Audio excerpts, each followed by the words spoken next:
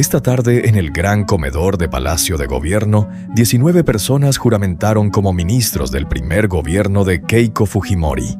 19 nombres que hasta hace pocas horas la mayoría de peruanos no sabía con certeza quiénes eran, y que en los próximos 5 años van a tomar decisiones que van a afectar la vida de todos. En Mundo Invisible, hoy no analizamos el discurso. Eso lo hicimos en el video anterior. Hoy analizamos al equipo, porque un presidente puede prometer lo que quiera el 28 de julio. Lo que realmente dice cómo va a gobernar es quién elige para que lo acompañe.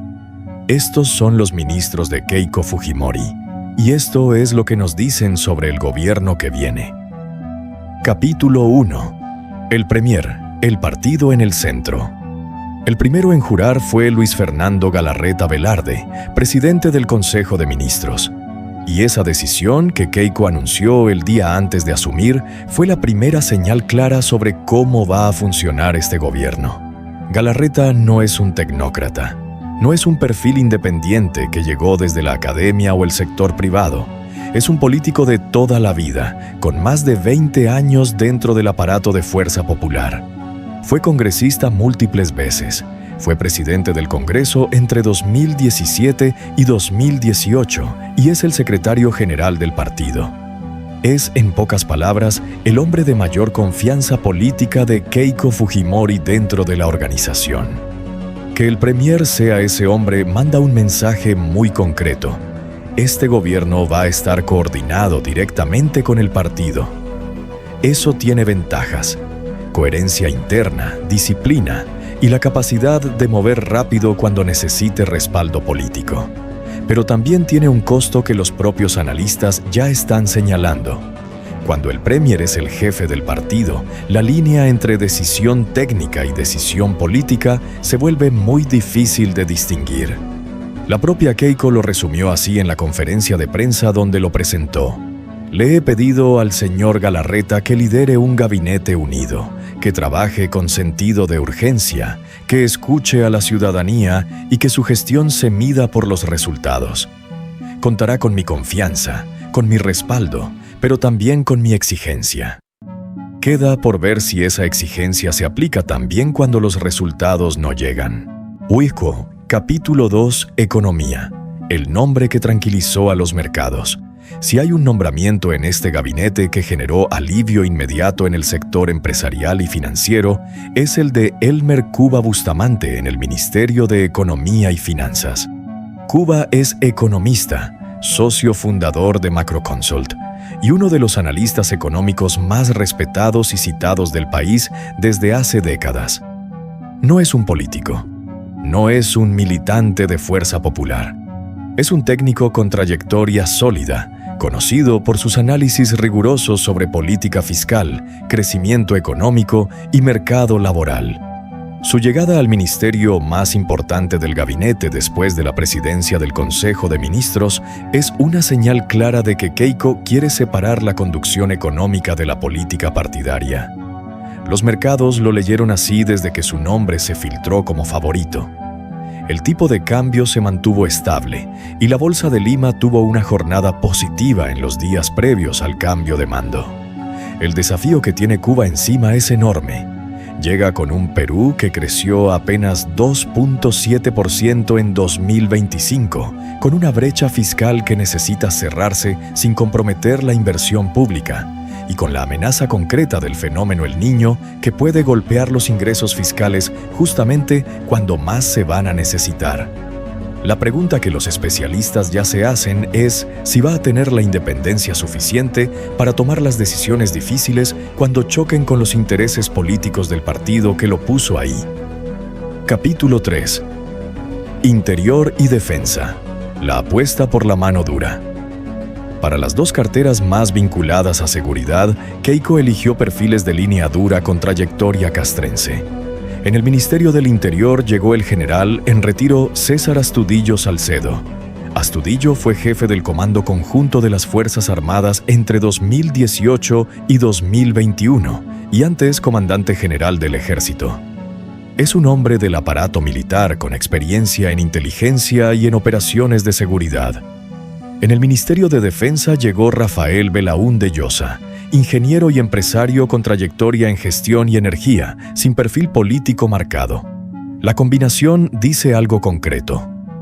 Keiko quiere dar la señal de que la seguridad ciudadana, que fue el eje central de su campaña, va a manejarse con estructura y disciplina militar. Astudillo conoce el aparato de seguridad del Estado desde adentro, conoce los mandos de la Policía Nacional y tiene experiencia en coordinar entre fuerzas del orden. El cuestionamiento que los especialistas en seguridad ya plantean es el mismo que planteamos en el análisis del discurso. La inseguridad en el Perú no es solo un problema de fuerza.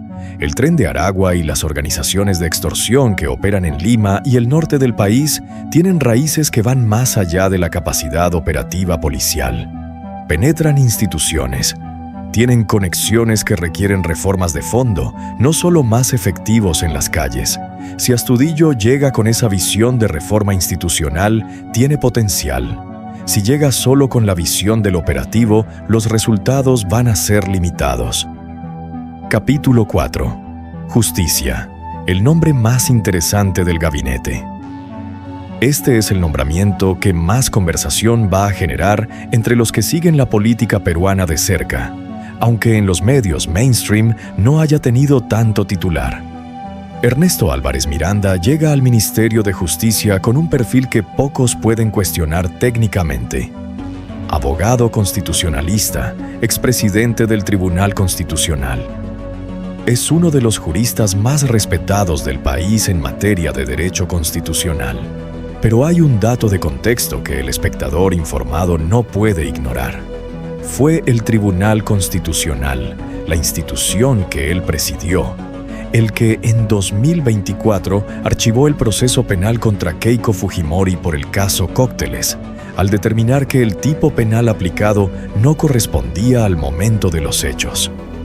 Ese fallo fue uno de los más debatidos de la historia reciente del tribunal. En Mundo Invisible no vamos a sacar conclusiones de ese dato. Lo que sí podemos decir es que poner a un expresidente del Tribunal Constitucional al frente del Ministerio de Justicia es una decisión que genera preguntas legítimas sobre cómo va a relacionarse este gobierno con el sistema judicial.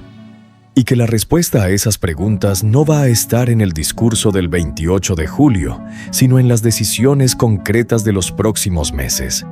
¿Qué pasa con la Junta Nacional de Justicia? ¿Qué pasa con el Ministerio Público? ¿Qué pasa con los procesos que involucran a aliados del partido?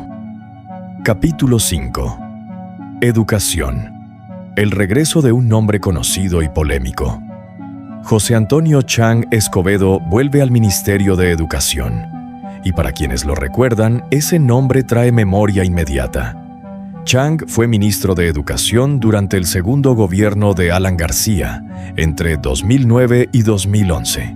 Su gestión es recordada principalmente por dos cosas: la implementación de evaluaciones docentes que generaron una enorme conflictividad con el Sindicato de Maestros, el Sindicato Unitario de Trabajadores en la Educación del Perú, y los cuestionamientos a su posterior gestión como rector de la Universidad San Martín de Porres, institución que bajo su conducción enfrentó observaciones del ente regulador universitario. Que llegue ahora con Keiko tiene una ironía que los analistas ya señalaron. Chang fue ministro con Alan García, el presidente al que el fujimorismo combatió durante años. Hoy gobierna con Fuerza Popular. En política peruana, las alianzas siempre han sido más pragmáticas que ideológicas. Este gabinete lo confirma. El desafío educativo que enfrenta es mayúsculo. El Perú viene de años de aprendizajes perdidos por la pandemia que todavía no se han recuperado. Las brechas entre la educación urbana y rural siguen siendo enormes. Y el conflicto con el sindicato docente, que bloqueó muchas reformas en el pasado, sigue siendo una variable que ningún ministro de Educación puede ignorar. Capítulo 6. El ministerio que más preguntas genera. Salud. Este es el nombramiento que más comentarios negativos generó en redes sociales desde que se confirmó, y hay una razón concreta para eso.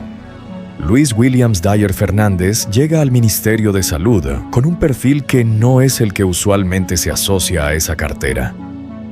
Dyer es empresario y durante la campaña electoral que llevó a Keiko a la presidencia fue el jefe nacional de personeros de Fuerza Popular, el responsable de coordinar la representación del partido en las mesas de votación a nivel nacional. Es, en pocas palabras, un hombre de la organización política del partido, no un especialista en salud pública. El Ministerio de Salud del Perú llega a este gobierno con una agenda pendiente enorme: hospitales con infraestructura deteriorada, el seguro integral de salud con problemas estructurales de financiamiento y la amenaza concreta del fenómeno El Niño, que históricamente genera brotes de enfermedades en el norte del país. Gestionar todo eso requiere conocimiento técnico del sector, redes institucionales con el personal de salud y capacidad de tomar decisiones en contextos de emergencia sanitaria.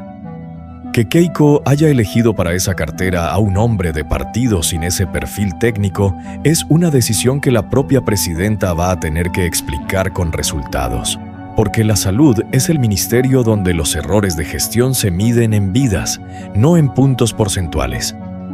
Capítulo 7. El caso. Bengolea, el hombre que denunció al fujimorismo y hoy es su ministro. Este es el nombramiento con la historia más cinematográfica de todo el gabinete y el que más conversación está generando en redes sociales esta noche, precisamente porque quien lo conoce no puede ignorar la ironía. Alberto Bengolea Delgado es abogado, político y periodista deportivo. Muchos peruanos lo recuerdan de la televisión. Fue uno de los comentaristas deportivos más reconocidos del país durante los años 90 y 2000, con presencia en varios canales importantes. Fue presidente del Partido Popular Cristiano y candidato presidencial en 2021. Hoy jura como ministro de Cultura del primer gobierno de Keiko Fujimori. Hasta ahí, un nombramiento que podría explicarse como el de un político de centro con experiencia parlamentaria llegando a una cartera cultural. Pero hay un dato anterior que cambia completamente la lectura. En el año 2000, Alberto Bengolea renunció al programa deportivo donde trabajaba en el canal ATV. No fue una renuncia silenciosa, fue una renuncia con declaración pública. Bengolea denunció que el régimen de Alberto Fujimori había infiltrado operadores periodísticos dentro del canal con la complicidad de sus propietarios para controlar la línea editorial y proteger al gobierno de la caída que ya se veía venir. Y con él renunció todo su equipo. Fue un acto que en ese momento fue leído como un gesto de integridad frente a la presión del aparato de poder fujimorista. 26 años después, ese mismo hombre jura como ministro del gobierno de la hija de Alberto Fujimori. La reacción en redes no tardó. Carla García, hija de Alan García, lo dijo sin rodeos en un programa de televisión. Bengolea es hermano siamés de Marisol Pérez Tello. Quiero recordar que cuando estuvimos en alianza con Lourdes Flores Nano, él se fue del partido porque no soportaba tener una alianza con el Partido Aprista Peruano.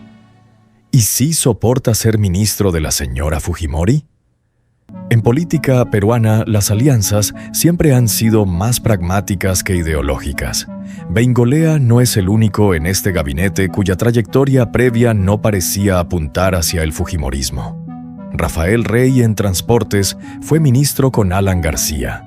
Rogers Valencia en Comercio Exterior fue ministro con Vizcarra. El gabinete de Keiko es, en ese sentido, un mapa del pragmatismo político peruano. Lo que une a estos nombres no es la ideología compartida, sino la decisión de sumarse al proyecto que ganó. Lo que el nombramiento de Bengolea en Cultura sí genera como pregunta concreta es de gestión. El Ministerio de Cultura tiene una agenda enormemente compleja, con comunidades indígenas, patrimonio arqueológico, conflictos por territorios ancestrales y una deuda histórica con las regiones que ningún gobierno ha terminado de saldar. Si Bengolea llega con una visión clara de esa agenda, su trayectoria política puede ser un activo. Si llega como cuota de alianza, el sector lo va a notar rápido.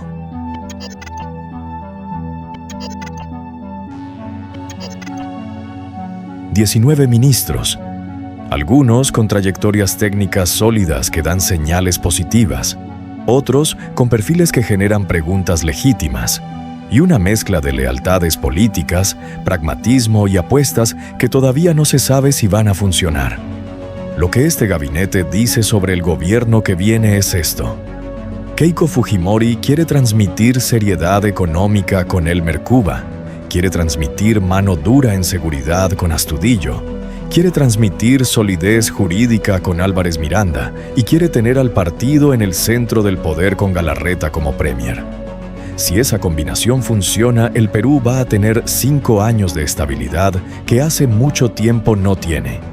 Si no funciona, el cronómetro que ella misma puso en marcha hoy va a ser el primero en registrarlo. En Mundo Invisible vamos a seguir cada cartera de cerca, porque detrás de cada ministerio hay millones de peruanos que dependen de que las cosas funcionen. ¿Qué nombramiento te generó más preguntas? Cuéntanos en los comentarios.